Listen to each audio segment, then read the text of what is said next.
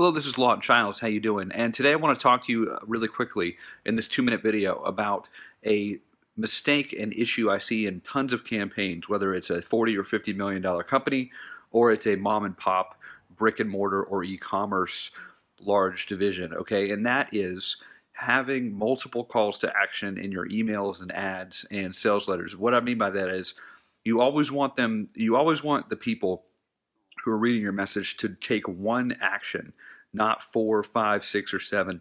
I just saw a pretty large nonprofit do this, where not only were they asking me for money, but then they were also asking me to follow them on social media, to volunteer my time, to reply back to them. Right? There were so many different calls to action that I ended up doing none of those things, and I see this all the time.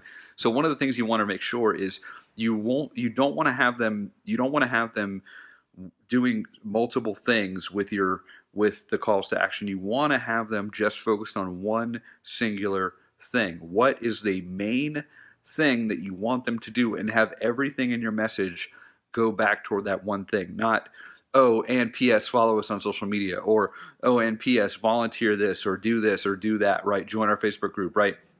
You want to have one call to action, in only that call to action in the entire ad, message, long form sales letter, video, it doesn't matter.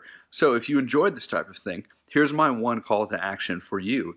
We have a higher conversions Facebook group focused on getting you higher converting offers more often, which is totally free to join, of course.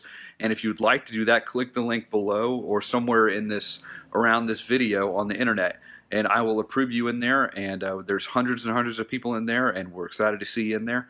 This is Lawton Chiles. Thanks for watching. Talk to you soon.